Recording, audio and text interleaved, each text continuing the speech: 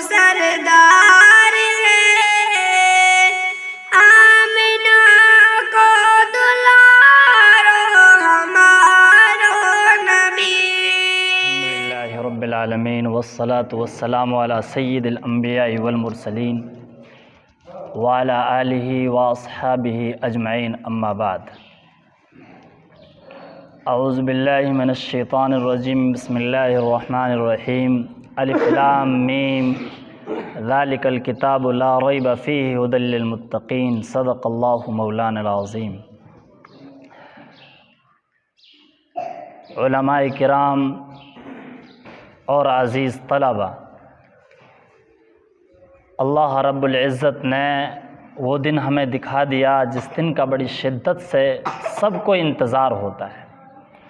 کوئی بھی شخص کسی کام کو لے کر بیٹھ جائے، چاہے وہ دینی ہو دنیاوی ہو، اس کے نتیجے کا اس کو انتظار ہوتا ہے۔ دکان لے کر بیٹھے گا تو اس کا انتظار کرے گا، فصل بوئے گا ایک کاشتکار تو اس کا انتظار کرے گا۔ اب لاؤنی چل رہی ہے ہمارے یہاں ماشاءاللہ۔ کوئی بزنس مین ہوگا، زمین خرید کے پٹک لے گا تو زمین کا انتظار کرے گا، کب اس کے بھاؤ بڑھیں گے میں اس کو بیچوں گا بڑھیا طریقے سے۔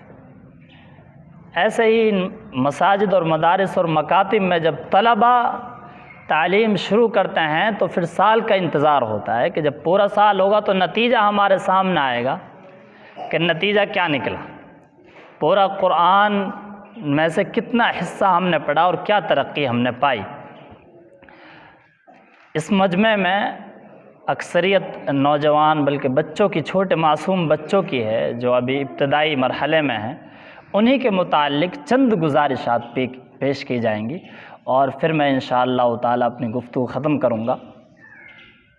اللہ رب العزت نے قرآن کو نازل فرمایا۔ یہ قرآن نبی پاک احمد مجتبیٰ محمد مصطفیٰ صلی اللہ علیہ وسلم پر ایسا معجزہ ہے جو تا قیامت رہے گا۔ نبیوں کے ساتھ یہ سلسلہ رہا ہے کہ معجزہ ایک وقت تک رہا ہے، ان کی ذات کے ساتھ متصف رہا ہے، جب تک وہ موجود رہے اس معجزہ کا وجود رہا۔ جب وہ دنیا سے رخصت ہو گئے معجزہ کا بھی وجود رخصت ہو گیا۔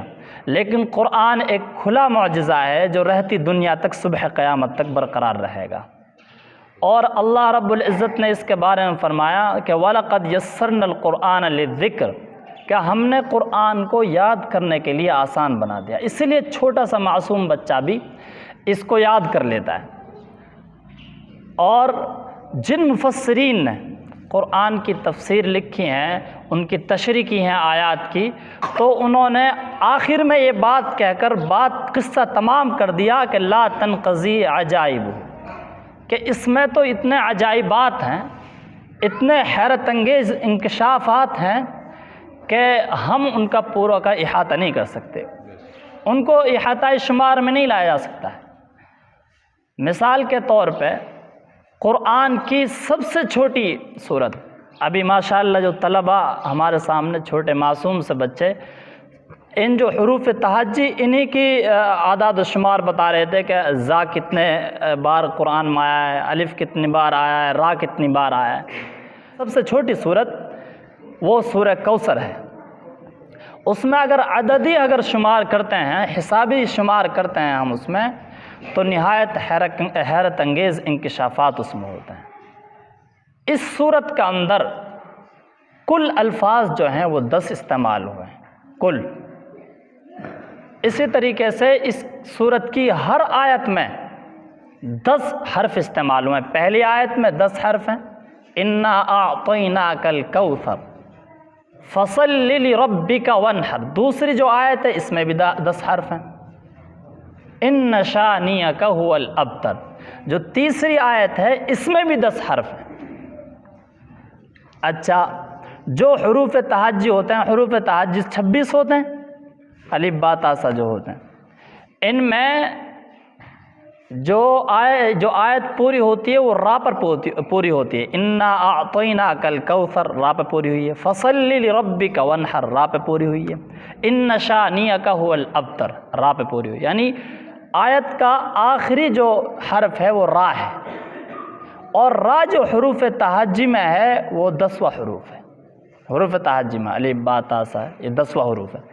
اسی طریقے سے پوری قرآن کے اندر 114 صورتیں ہیں، ان صورتوں میں جو صورت را پر پوری ہوتی ہے ان کی تعداد بھی 10 ہے۔ کتنی ہے؟ 10۔ یہ تو ہم نے لگایا ایک دنیاوی اعتبار سے، حسابی کیلکولیٹر کے حساب سے ہم نے لگایا اندازہ، لیکن اس 10 کا اس صورت سے کیا تعلق ہے؟ یہ ایک اہم سوال ہے۔ قرآن کا معجزہ، اس 10 کے عدد کا اس صورت سے کیا تعلق ہے؟ بہت گہرا تعلق ہے۔ جو رات جس دن ہم قربانی کرتے ہیں ذی الحج کی، وہ کون سی ہوتی ہے؟ 10ویں ہوتی ہے نا وہ۔ اب اس میں ذی الحج جو ہے، ذی الحج میں جو حکم ہے قربانی کرنے کا، یہ قربانی کرنے کا اہم مسئلہ یہ ہے کہ اس میں جو ہمیں قربانی کا حکم دیا گیا اس آیت کے ذریعے، اس میں ہے فَصَلِّ لِرَبِّكَ وَانْحَرْ، اور نحر کہتے ہیں قربانی کرنے کو۔ جو ذبح کا جو لفظ استعمال ہوتا ہے وہ چھوٹے جانوروں کے لیے استعمال ہوتا ہے، جو دوسرے جانور ہوتے ہیں، جو نحر کا جو استعمال ہوگا وہ صرف مخصوص استعمال ہوتا ہے اونٹ کے لیے، مخصوص استعمال نحر کا استعمال۔ فَصَلِّ لِرَبِّكَ، اپنے رب کے لیے نماز پڑھیے، وَانْحَرْ، اور قربانی کیجیے۔ اور عرب میں جو قربانی کی جاتی تھی وہ کس کے ذریعے کی جاتی تھی؟ اونٹ کے ذریعے، آج بھی اونٹ کے ذریعے ہوتی ہے وہاں پر۔ لہٰذا یہ 10 کا جو آنکڑا ہے